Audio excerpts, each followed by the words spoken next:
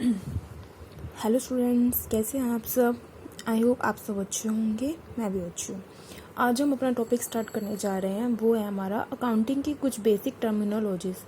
Last lecture में हमने पढ़ा था कि अकाउंटिंग क्या है और हमें उसकी नीड क्या है। हमने अकाउंटिंग की डेफिनेशन के बारे में हमने बहुत अच्छे से पढ़ा था। आज हम पढ़ेंगे बेसिक अकाउंटिंग टर्म्स। जो फर्स्ट टर्म हमारी आ रही है that is business transaction. What is business transaction? जब भी हम कोई बिजनेस स्टार्ट करते हैं तो उसमें हमारी बहुत सारी ट्रांजैक्शंस होती हैं, जैसे कि Ram started business with the capital of ₹20,000। ये क्या है? हमारी एक ट्रांजैक्शन है। लेकिन हम जब बिजनेस ट्रांजैक्शन की बात करें तो उसके लिए सबसे इम्पोर्टेंट चीज़ क्या है कि वो ट्रांजैक्शन हमारी फाइनेंशियल नेचर की होनी चाहिए। दैट मीन्स जो भी हम ट्रांजैक्शन कर रहे हैं उसको हम मनी की फॉर्म में मेजर कर पाएँ। That must not be any social activity, it must be an economic activity. That is most important, तभी वो हमारी बिजनेस की ट्रांजैक्शन हो पाएगी। अगर वो मान लेते हैं कि I gifted something to my friend, that is not business transaction, that is social transaction. तो ट्रांजैक्शन के लिए हमें ध्यान रखना है कि that must be expressed in terms of money. अब हमारी जो नेक्स्ट टर्म है वो हमारी आ रही है इवेंट। जब भी हम कोई ट्रांजैक्शन करेंगे तो उस ट्रांजैक्शन को करने के बाद हमारी कुछ ना कुछ उसका रिजल्ट होगा। उस ट्रांजैक्शन का जो रिजल्ट होगा उसी को हम क्या बोलते हैं? हमारा event. The result of an transaction is an event. जैसे कि हमने बिजनेस स्टार्ट किया, हमने 5 लाख की इन्वेस्टमेंट की बिजनेस में, ये क्या है? हमारी ट्रांजैक्शन। फिर हमने गुड्स को परचेज किया, ये क्या है? हमारी ट्रांजैक्शन। अब जब हमने 5 लाख की इन्वेस्टमेंट की, 5 लाख की इन्वेस्टमेंट में हमने 4 लाख की गुड्स परचेज कर ली। अब हमारे पास रह कितना गया? 1 लाख। तो ये हमारा क्या हो गया? इवेंट हो गया। अब नेक्स्ट होता है हमारा अकाउंट। अकाउंट क्या होता है? देखो, अकाउंट बेसिकली जब हम ट्रांजैक्शंस को करते हैं, अकाउंट क्या होता है? हमारा रिकॉर्ड करते हैं ट्रांजैक्शन को, पर्टिकुलर आइटम, पर्टिकुलर पर्सन की ट्रांजैक्शन को जब हम रिकॉर्ड करते हैं तो उसको हम क्या बोल देते हैं? ये हमारा अकाउंट हो गया। और अकाउंट हमारा कैसा हो सकता है? पर्सनल नेचर का भी हो सकता है, रियल नेचर का भी हो सकता है, नॉमिनल नेचर का भी हो सकता है। इसको हम आगे डिस्कस करेंगे। अभी जस्ट हम अकाउंट की बात कर रहे हैं। जब भी हम कोई अकाउंट बनाते हैं तो हम उसको जनरली टी शेप में बनाते हैं, लाइक टी शेप में हम उसको बनाते हैं। और उसकी लेफ्ट हैंड साइड को हम क्या बोलते हैं? Debit side. और इस डेबिट साइड को हम कैसे लिखते हैं? Capital D and short R. इसको हम ऐसे डिनोमिनेट इसको करते हैं। एंड इसकी राइट हैंड साइड इसको हम कैसे मेंशन करते हैं? Credit, C capital, R small. ठीक है, तो ये होता है हमारा अकाउंट। क्या किस शेप का होता है? ये टी शेप का होता है। लेफ्ट हैंड साइड इसकी होती है debit side and credit side को हम क्या बोलते हैं? Right hand side. ये होता है हमारा account. It is a ledger record. जब भी हम ट्रांजैक्शन को एक अकाउंट के अंदर रिकॉर्ड करते हैं किसी पर्टिकुलर पर्सन की, जैसे कि हमने राम से गुड्स परचेज की, फिर हमने राम से गुड्स परचेज की, हमने राम को पेमेंट की, 10,000 की गुड्स हमने परचेज की, 5,000 हमने उसको पेमेंट कर दिया और 5,000 की हमने लोन लिया राम से। ठीक है, तो हम ये सब ट्रांजैक्शन किसमें? राम के अकाउंट में मेंशन करेंगे। अब नेक्स्ट वन इज हमारा होता है कैपिटल।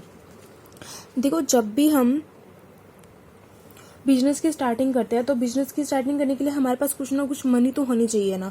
जिस मनी को हम अपने बिजनेस में इन्वेस्ट करते हैं that is known as capital. It refers to the amount invested by the owner in a business enterprises.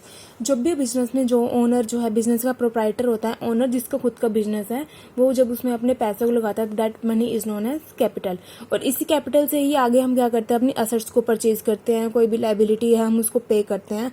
तो हमारी अकाउंटिंग में एक बेसिक जो इक्वेशन आती है that is known as assets is equal to liability plus में capital. जैसे कि यहाँ पे लिखा हुआ है capital is equal to assets minus liability. ठीक है, जैसे कि हम यहाँ पे पढ़ते हैं अभी कि कैश है हमारे पास 20,000, machinery 50,000, stock 1 lakh, debtor 40,000, creditors 30,000। In this case the capital will be all the assets को हम क्या करेंगे? प्लस कर लेंगे। और उसमें से liabilities. What is liabilities? Liabilities वो होती है मतलब कि हम लायबल है वो पे करने के लिए। किसको पे करने के लिए? To outsiders.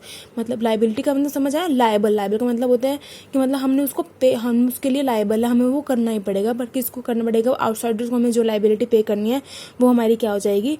लाइबिलिटी। इसको हम कैपिटल में इंक्लूड नहीं करते, ये अलग से होती है। ठीक है, वो होती है हमारी लाइबिलिटी। अब नेक्स्ट होती है ड्राइंग। जब भी कोई ओनर जो है बिजनेस से कुछ पैसा निकाल लेता है अपने पर्सनल यूज के लिए, किस यूज के लिए? अपने पर्सनल यूज के लिए जब वो पैसे को निकालता है। ड्राइंग का मतलब हमें नाम से पता चल रहा है, ड्राइंग मीन्स ड्रॉ, पैसे निकाल लेना। जब भी हम कोई बिजनेस में से पैसे निकाल लेते हैं तो वो हमारी क्या हो जाती है, ड्राइंग, पर्सनल यूज़ के लिए। लाइबिलिटी मैंने आपको बताया, अमाउंट द फर्म ओज टू आउटसाइडर, ओज टू आउटसाइडर मतलब कि उसको आउटसाइडर्स को वो अमाउंट पे करना है, ठीक है। इसमें हम ओनर को इंक्लूड नहीं करते, ओनली आउटसाइडर्स को देखते हैं। एसेट्स में से जब हम कैपिटल को घटाएंगे तो जो हमारा रिमेनिंग अमाउंट आएगा वो हमारा क्या आ जाएगा, लाइबिलिटी। जैसे कि हम देखते हैं कि हमने मान लो कि बैंक में हमारी 10,000 रुपये सेविंग थी, ठीक है, लेकिन हमने क्या किया कि हमारे को पैसे की नीड हुई तो हमने बैंक वालों को कहा कि आप हमें 15,000 दे दीजिए। अब उन्होंने कहा जी आपके पास 10,000 ही हमारी सेविंग है, तो फिर 12,000 का उन्होंने कहा कि आप ओवरड्राफ्ट दे दीजिए। जब हम बैंक से अपनी सेविंग से ज़्यादा पैसे को निकाल लेते हैं तो वो कहलाता है हमारा बैंक ओवरड्राफ्ट। अब हमें बैंक, हमारा कोई भाई तो है नहीं जो कहेगा हाँ भाई तू रख ले ऐसे ही, हमें क्या होगा, उसको पेमेंट करना पड़ेगा। तो we are liable to pay the money to the bank, that is known as our liability of 15,000। 15,000 में से 10,000 तो हमारे खुद के ही थे एंड 5,000 हमारे लाइबिलिटी हो गई जो कि हमें बैंक को पे करनी है। अब होते हैं कुछ लाइबिलिटीज होती है इंटरनल एंड कुछ लाइबिलिटीज होती है external. What is internal liability? Internal liability होती है जो हमें ओनर को पे करनी है, बिजनेस के ओनर को पे करनी होती है, that is known as our internal liability. And what is external? जो हमें बाहर के लोगों को, जो मान लेते हैं कि हमने गुड्स परचेज की ऑन क्रेडिट, हमने उसको उसी टाइम, हमने राम से गुड्स परचेज की, हमने राम को उसी टाइम, बिजनेसमैन ने क्या किया, राम से गुड्स परचेज की, but he doesn't make cash payment to Ram at that time, he takes the goods on credit. उसने क्रेडिट पे गुड्स को ले लिया, ओके। क्रेडिट पे जब उसने गुड को लिया तो अब उसका वो मनी बाद में पे करनी है, तो वो उसका राम उसका क्या बन जाएगा, बिजनेसमैन का क्रेडिटर बन जाएगा। क्रेडिटर मतलब कि क्रेडिट हमें उसको देना है, ठीक है। अब ये थी हमारी कुछ बेसिक टर्म्स।